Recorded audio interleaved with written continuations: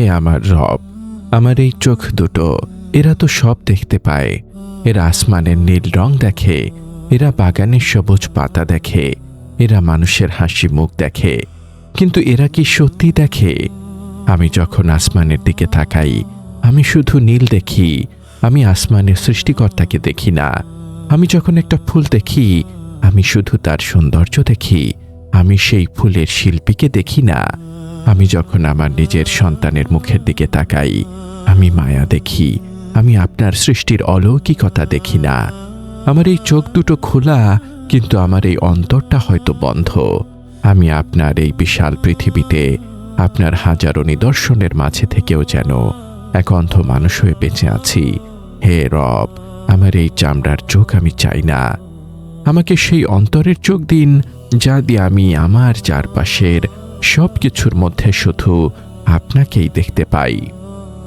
আসসালামু আলাইকুম ওয়া রাহমাতুল্লাহি ওয়া বারাকাতুহু। আমাদের এই প্রশান্তির আয়োজনে আপনাকে স্বাগতম।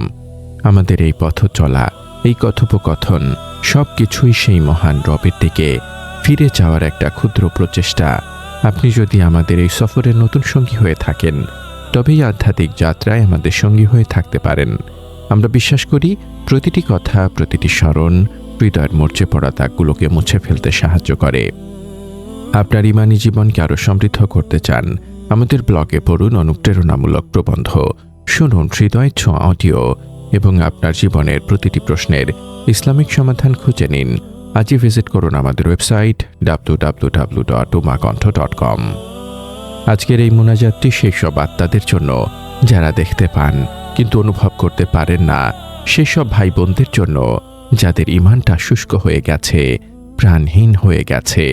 আমরা সবাই বিশ্বাস করি আল্লাহ আছেন, কিন্তু আমাদের কজনের এই বিশ্বাসটা অনুভূতির পর্যায়ে গেছে?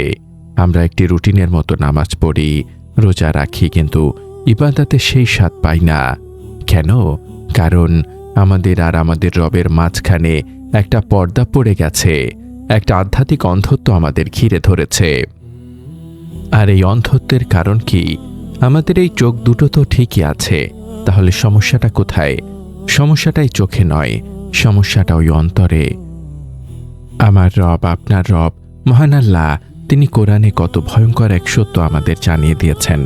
তিনি বলছেন, প্রকৃতপক্ষে চোখ তো অন্ধ হয় না, বরং অন্ধ হয় বক্ষস্থিত অন্তর। সূরা আল হাজ আয়াত 46।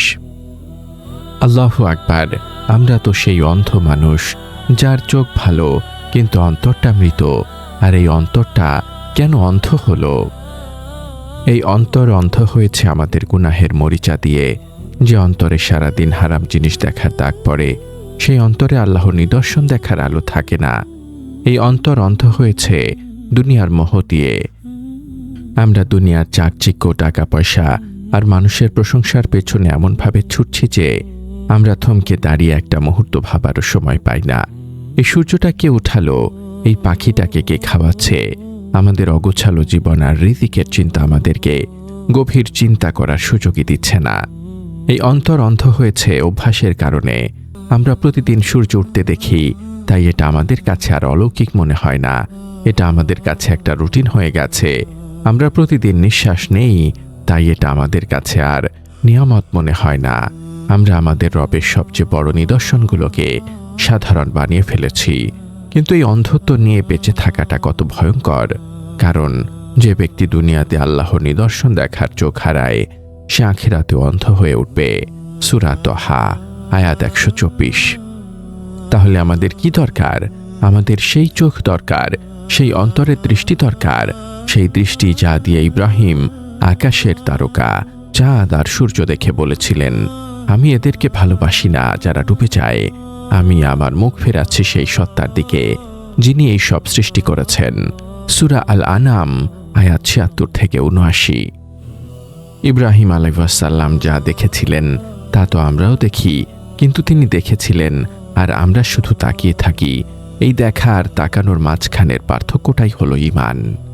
যখন আপনার সেই চোখ খুলবে, তখন আপনার জীবনটা কেমন হবে জানেন? তখন আপনি আর হতাশ হবেন না, কারণ আপনি যখন দেখবেন যে রব একটা মৃত মাটিকে বৃষ্টি দিয়ে জীবিত করতে পারেন, সেই রব কি আপনার এই মৃত স্বপ্নটাকে জীবিত করতে পারেন না?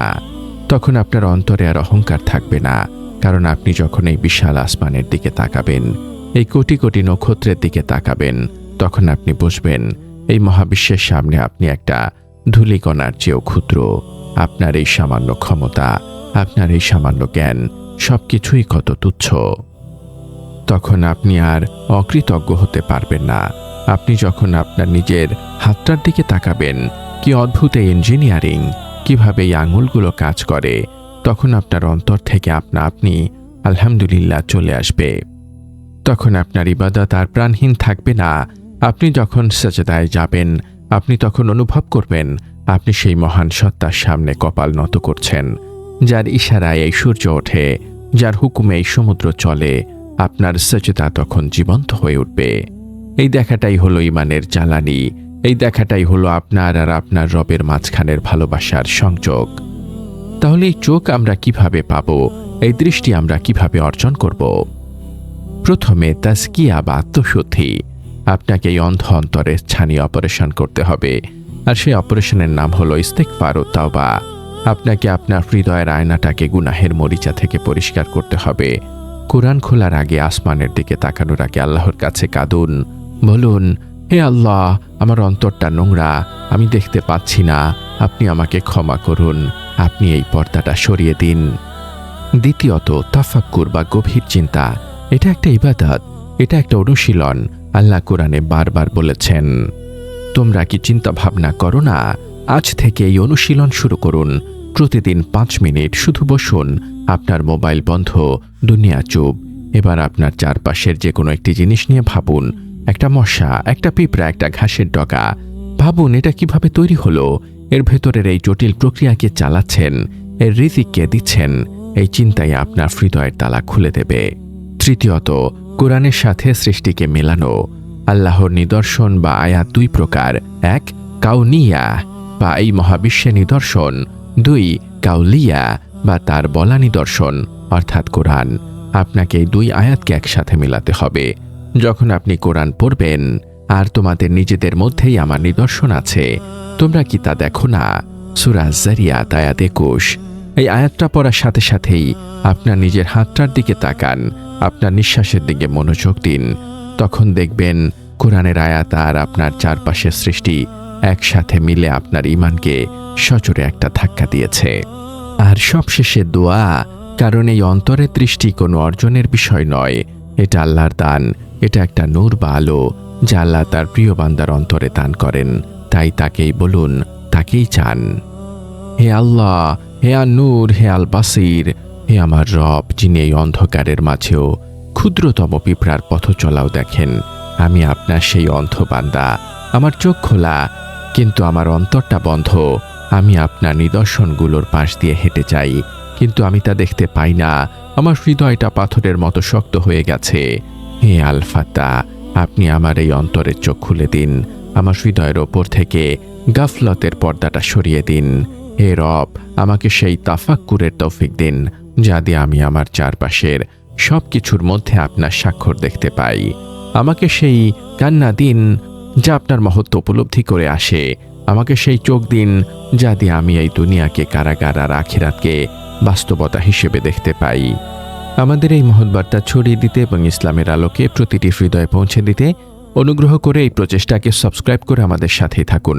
আপনার প্রতিটি অনুসরণে আমাদের এই পথ চলাকে আরও বেগবান করবে। আমিন ইয়া রাব্বুল আলামিন।